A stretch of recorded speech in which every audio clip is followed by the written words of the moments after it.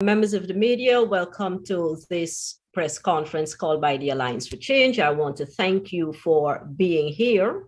Joining us via Zoom, we have the leader of the Alliance for Change, Mr. Kemraj Ramjatan, Mr. David Patterson, Member of Parliament and General Secretary of the Alliance for Change, Sherrod Duncan. I, of course, am perfectly alert. We will have some opening remarks by Mr. Ramjatan and Mr. David Patterson. Then I will address one issue, after which we will take your question. I hope I'll be able to see when you raise your hand.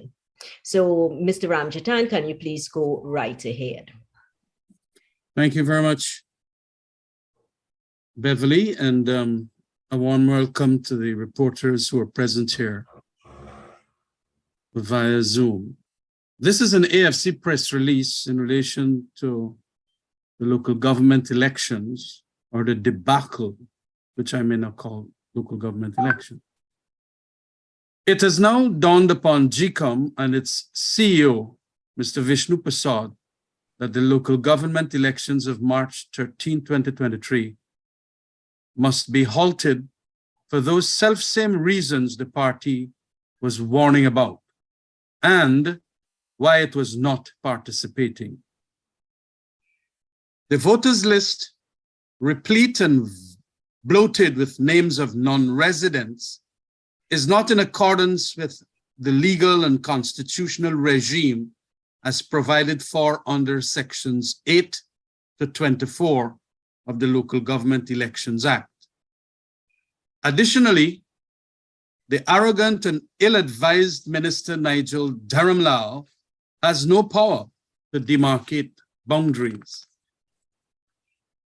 The AFC wants to make it pellucidly clear, however, that GCOM will still be perpetuating a number of illegalities if it seeks a rectification of this debacle by proffering only a 14 days claims and objections period. It must be understood that sections 8 to 24 of the Local Government Elections Act are being violated.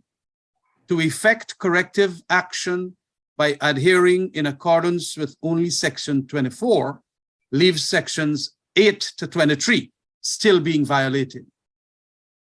The core grievance, as is so well known now, of the AFC will remain that the residency requirement is dismembered.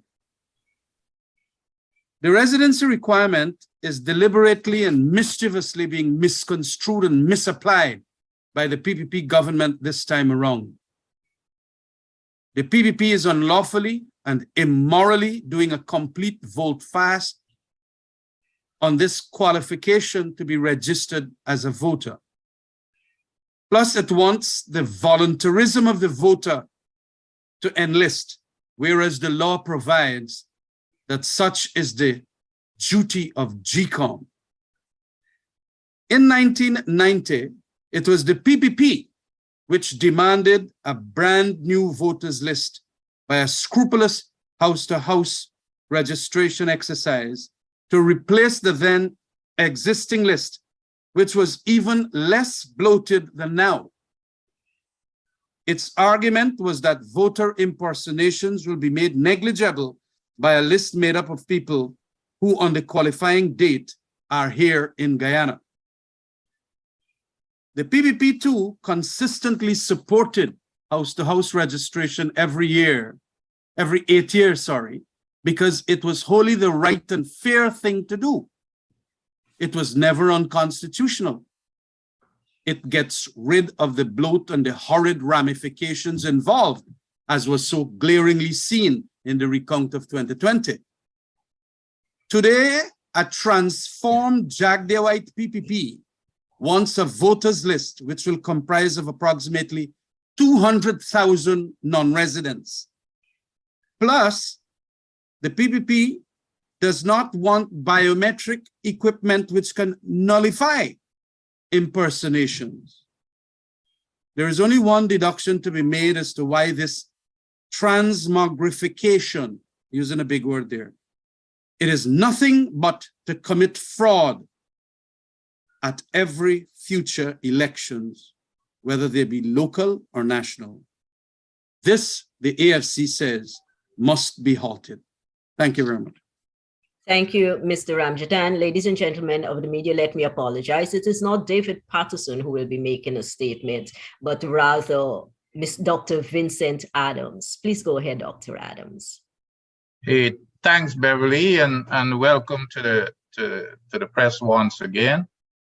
My statement will be on the abominable posting or display of billboards by Exxon. The AFC condemns in the strongest way possible the embarrassing display of billboards by Exxon across our beautiful country, as no doubt propaganda to mislead and silence our people's bona fide concerns about the unfair exploitation of our nation's patrimony by Exxon. As we clearly demonstrated by our actions when in government, we welcome with open arms foreign investors such as Exxon. But Exxon's conduct in putting up those billboards is, to say the least, an abuse of our warm welcome and hospitality, and an in-your-face show of disrespect and insult to our people's intelligence, and an attack on the psychological warfare on our people. Inasmuch as we welcome their presence and contribution to our nation's economy, we are highly disappointed by this unprecedented behavior of a foreign company of Exxon's caliber coming into our country and engaging in propaganda in such a grossly dishonest attempt to mislead our people and demean our genuine concerns of unfairness in the exploitation of our God-given resources. Not to mention that it is this same country that has revived Exxon's financial viability. We object to being treated as in the olden days of colonization, when we were conquered, our wealth was taken away from us, and we had to shut up and be quiet and be happy with the pittances we get to barely survive. We wish to advise Exxon that the Guyanese people are not as stupid as they may think, and we can see through these farcical displays. We therefore advise that in order to earn the respect of our people, we implore them to cut out the contemptuous propaganda and tell the people the truth. How about telling us the truth on your billboard that we are only getting a paltry 14.5% and not the misleading 52% that you attempt to bamboozle us with? How about telling us that means you are getting 6 times what we are getting? How about telling us on your billboard that we may never get more than this 14.5%? And if you disagree, how about becoming transparent and stop hiding the data that show your actual operating and capital costs, plus your analysis as to when payout of these projects will occur to get us to make more than the 14.5%. Tell us what this 75% means and what this 25% means. I'm sure that most of the population does not realize that it does not cost 75% to operate. It costs more than 75%, but every month that extra over that 75% goes into the next month and the next month as it builds up. So you have a scenario here where the carryover cost is being built up. You have the capital cost that is being incurred because there's no ring fencing. Then, of course, you have the operating cost. If you add all of and inflation and interest and the debt, etc., it adds up. Tell us when all of this would be paid off and when we will get more than 14.5%. I, for one, am not holding my breath that it will ever happen before the end of the project. So stop talking about this 52%, which is just totally misleading and disingenuous. How about putting on your billboard the truth that you are illegally exceeding the safe production limit by 25%, thus increasing the chances of a spill? How about telling us the truth on your billboard, how you're breaking the laws of the land by not providing parent company guarantee that you signed up to? to cover liabilities of a spill, even though increasing the risk of a spill? How about telling us the truth on your billboards that Guyana and the rest of the Caribbean will be bankrupted with a major spill? And where is the billboard, Exxon, that tells us the truth about the massive amounts of hot, oil contaminated, toxic, and radioactive water you're dumping into the clean ocean, and the hundreds of thousands of pure oil, of barrels of pure oil that you will be dumped in the water? And where is that billboard, Exxon, that tells us why you are not following the internationally established standards to reinject that produced water that you're dumping into the ocean? Tell us on your billboard. Is it that you don't believe that the people of Guyana is worth the $300 million the equipment costs to reinject that water back into the reservoir to stop rather than dumping it into the ocean? And where is that billboard, Exxon, that tells us how much gas you're flaring to destroy the environment, causing acid rain that falls back and destroy our lands, water, farming, fishing? And where is that billboard that tells us why you're hiding your flaring data? There has been no flaring data since July, after the big hoopla from the government that they're putting everything out on the website. And one data, and it's not by coincidence, the one data that is missing is the flaring data. Be transparent. Tell us how much gas you're flaring. Again, we have clearly demonstrated by our actions. The APNU, AFC, welcomes with open arms foreign investors to our beautiful country with the warmest of hospitality. But we expect investors to follow a rule of law with no less diligence as they abide by with in their home countries. You're free to put up your billboards, but just through common decency, you owe it to our people to display on those billboards truthfulness connected to the exploitation of our God-given resources.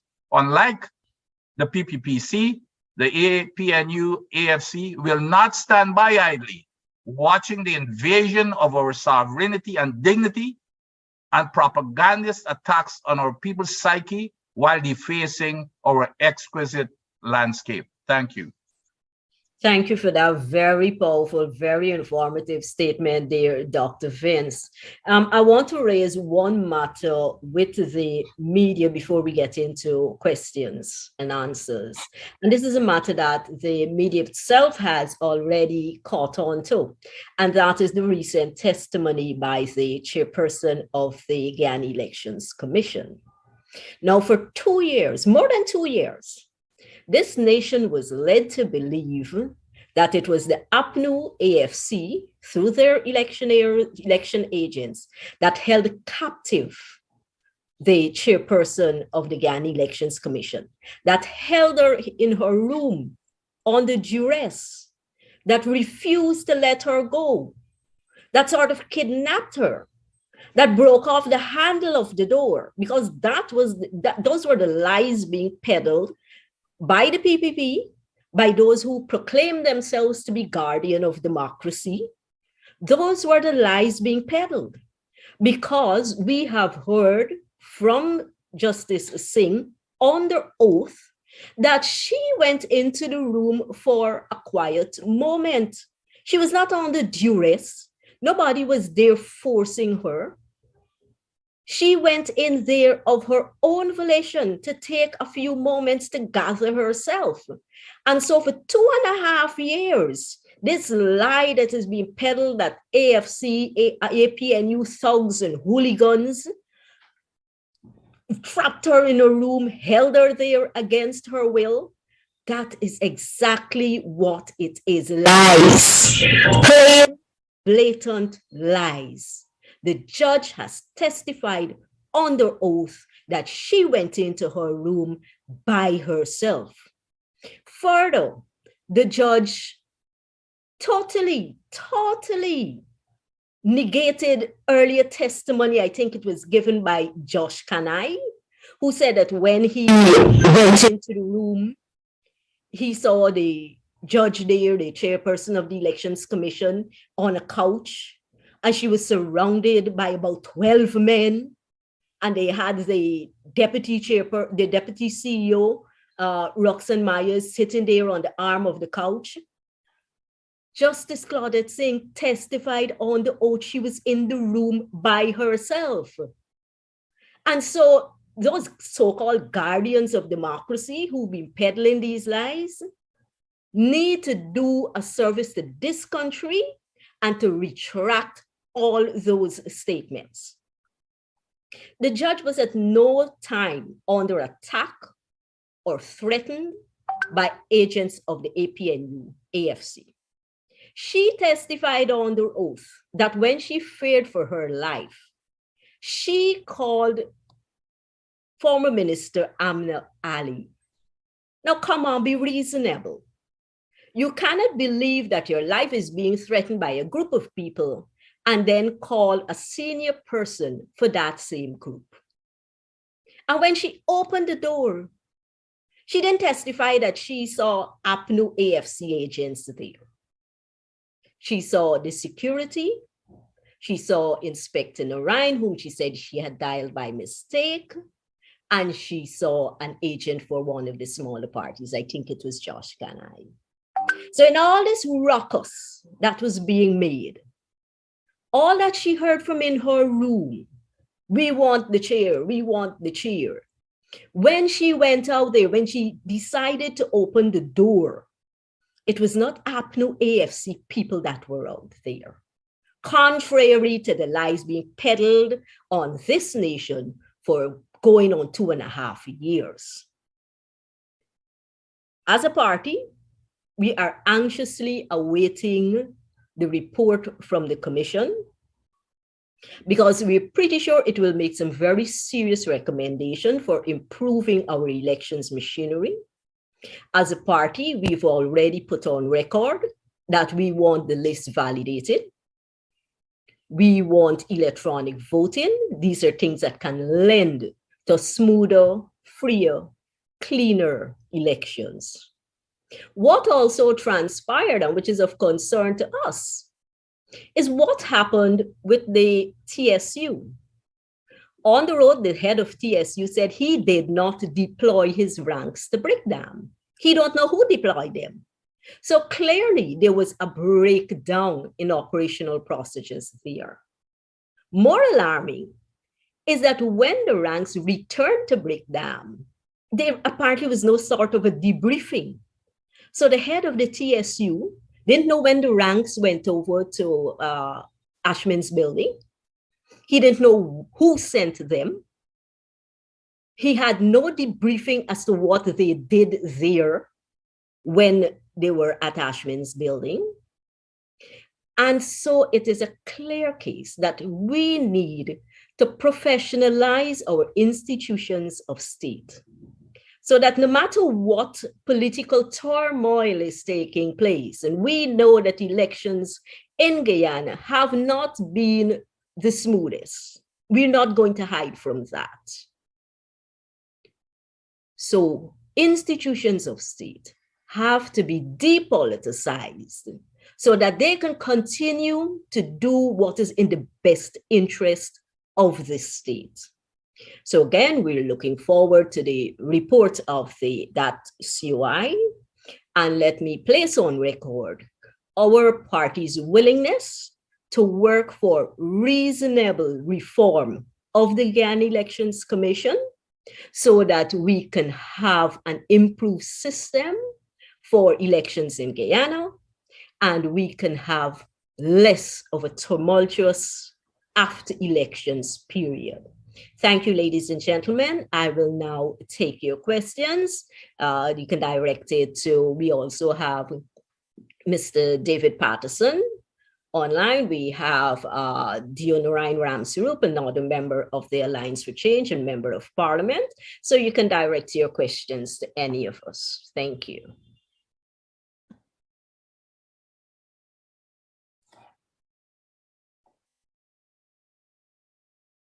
I don't see any hands up as yet. If I'm not seeing your hand, just butt in and let me hear your question.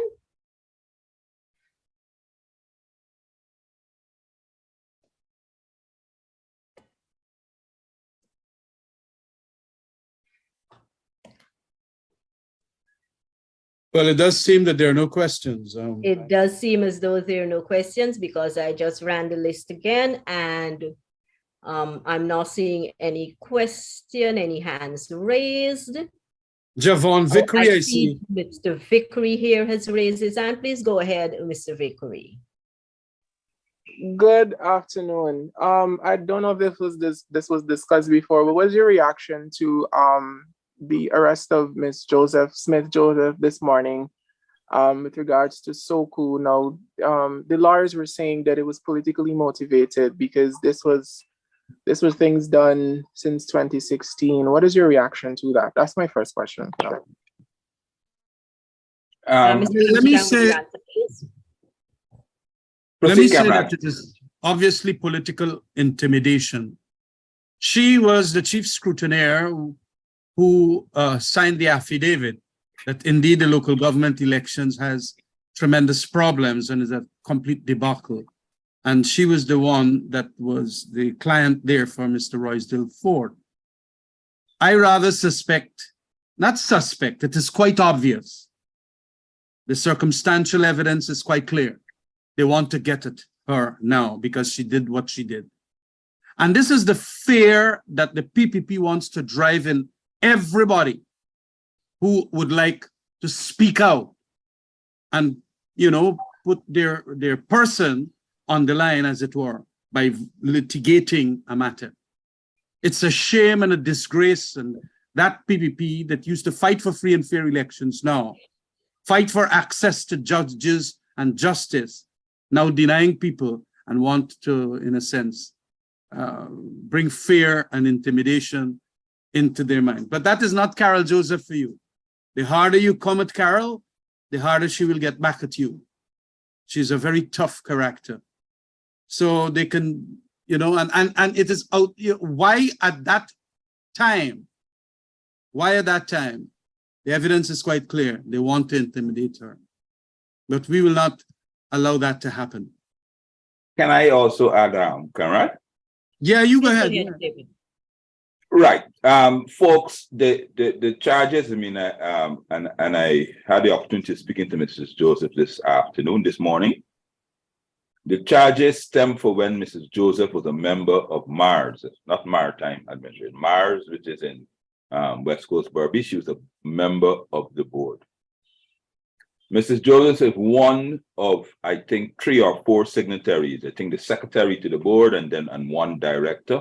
The chairman of the board at that time was one Abel Sitaram. Why is no one else charged? I mean, it's obviously the most beautiful thing is so no one person can sign you have to have 2 signatures for any check to be written. Why is only one person charged? How come Mrs. Sitaram is giving evidence? The secretary to the board, who I think is no longer there, I think he went off on some under the PPP on some questionable circumstances, he is not charged. So obviously the timing is 6 years ago. Mrs. Joseph's tenure at MARS finished in 2016. A new board was appointed in 2017. It is very strange that the only person being charged is Mrs. Joseph. The timing, of course, you should know, is very, as Kamraj has said, and the lawyers have said, it's very, very strange. 6 years after, an account which 2 or more persons have to sign their signatories for their account. So checks, requisitions, everything else has to be signed and come to sign. Only one person is being charged. I think that it's clearly obvious that that this is a case of political intimidation. Thank you, Mr. Patterson. Javon, I see your hand still up. Is it a follow-up question? I have another question. Yes. So we spoke to the opposition leader, I think it was sometime earlier this week, and he was asked about whether he has received a correspondence from you with regards to your leave from the agreement between the two of you. Could you give us an update as to when he could receive that letter, or could it be that you're probably trying to work things out? Because I know for a fact that he's been reaching out to other members of the APNU faction. Has he decided to reach out to you to probably see if you could make amends or work things out in probably a new agreement? Can you give us some updates on that? Who you Mr. communicated to with? Well, we had a press conference last week, and Mr. Mahipal said that and Mr. Norton had said that they've reached a WPA and some other people that were part of the APNU faction. But I was just wondering if you have sent a letter to them, because he has not received it as yet. No, I haven't sent a letter to them. I will be meeting them.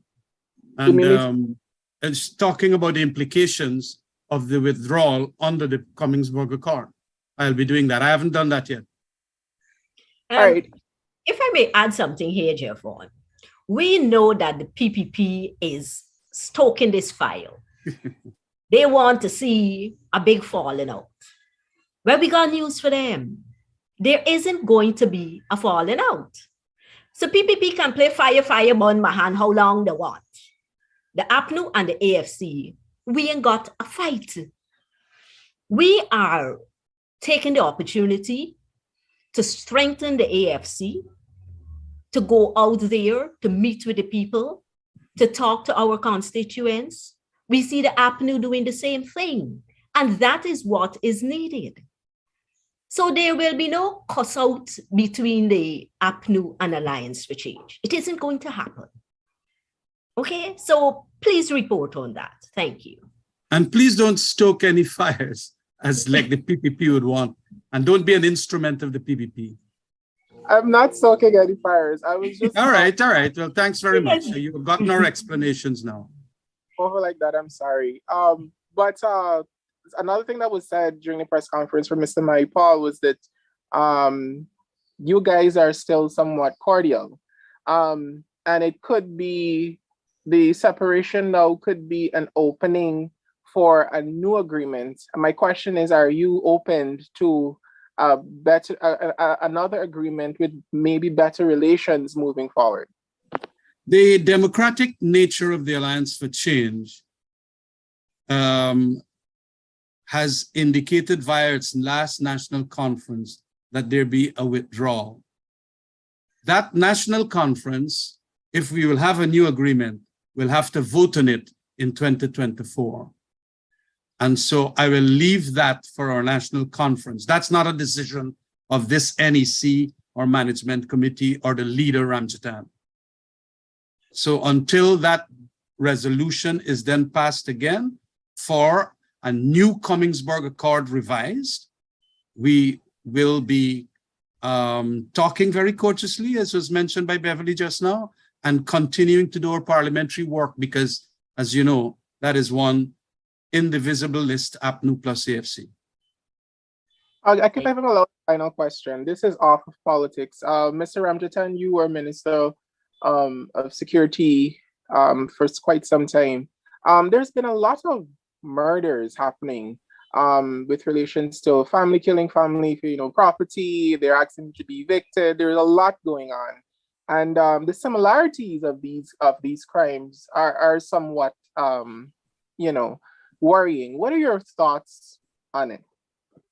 Well, I thought that there needs to be a lot more counseling at a domestic level, family level, that is going to help with these family manslaughters and murders.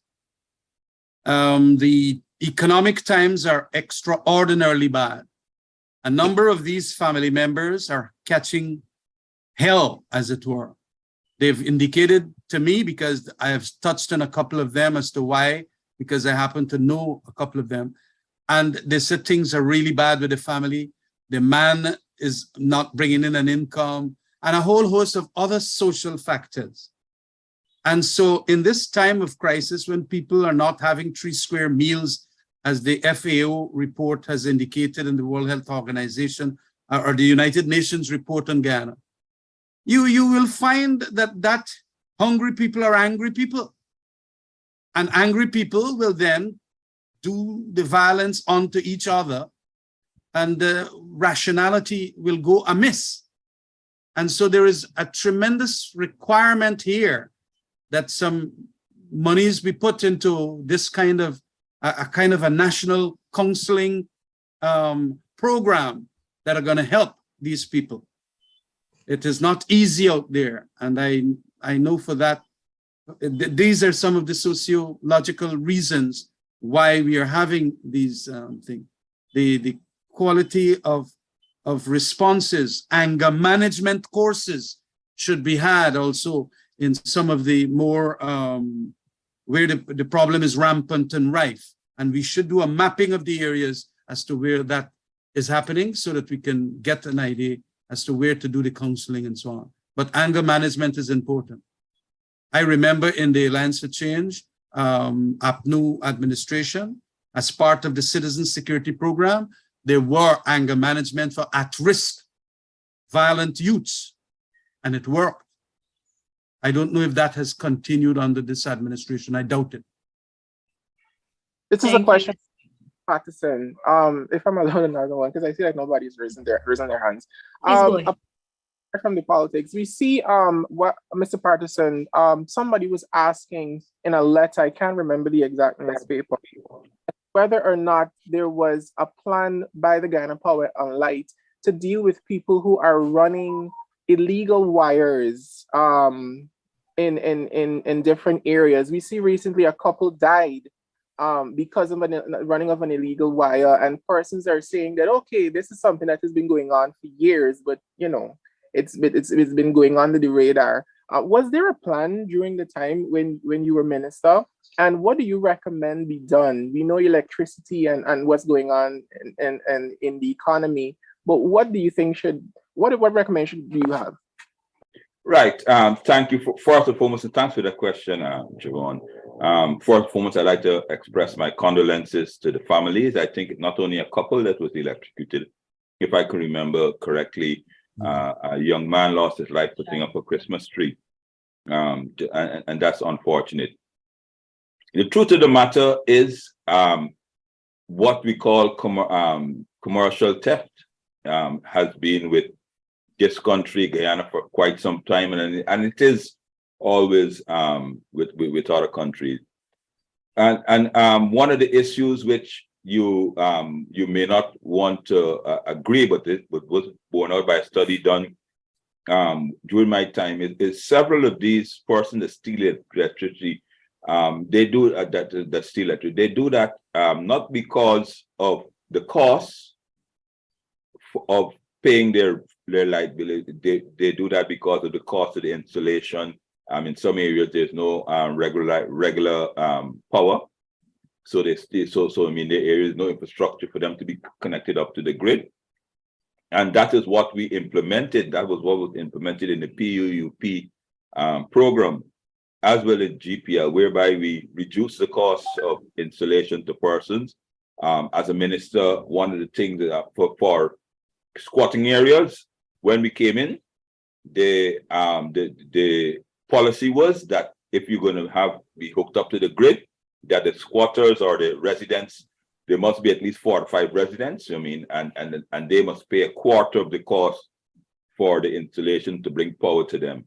In some cases, that ran into millions and millions of dollars. We did away with that policy. Long as that there are people there was no minimum number, and you could apply to GPL, and GPL had to fund the entire 100%. So that opened up the access to a lot of persons.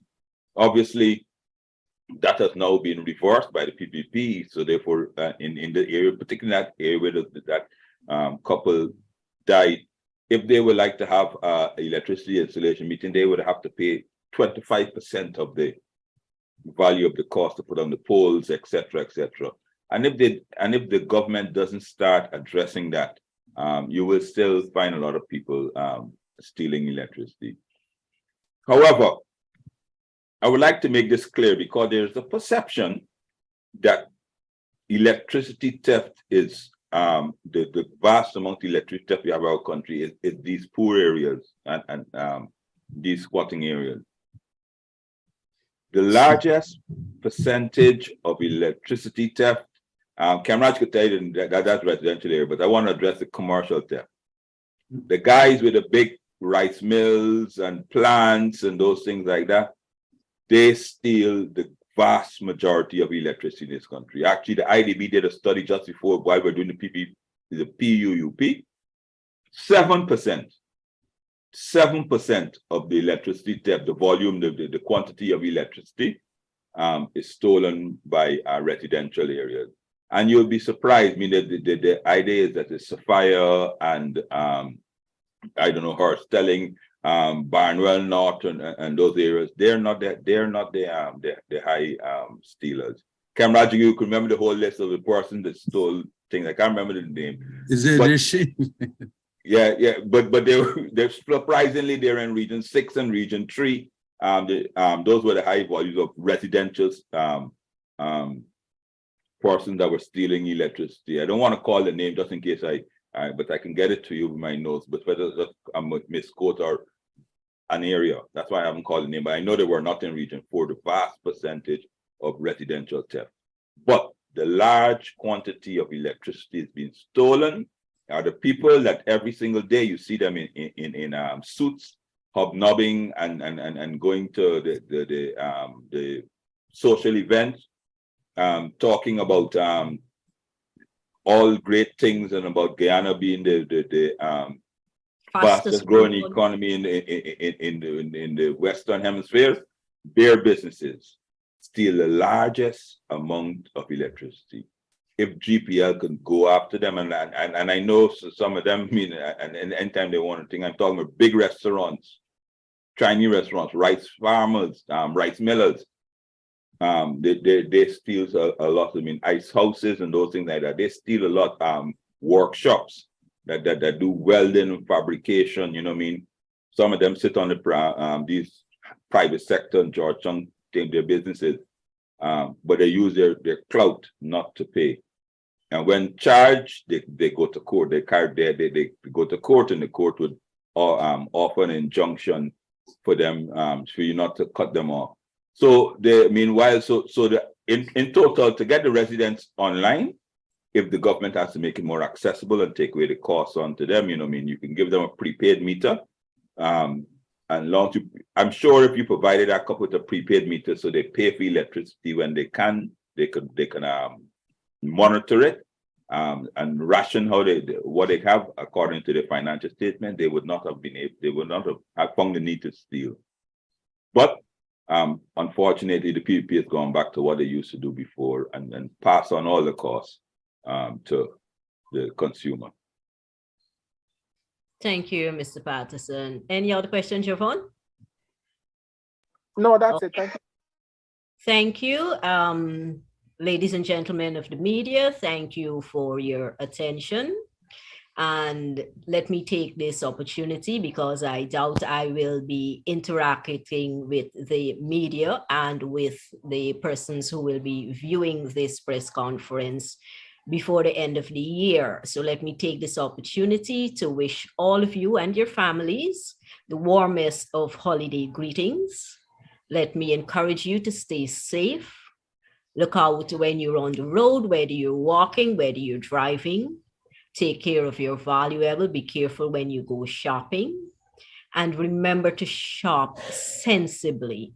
So again, from the Alliance for Change, from myself and my family, to all you members of the media, and to those of you who will be viewing this press conference, happy holidays and all the best indeed for 2023.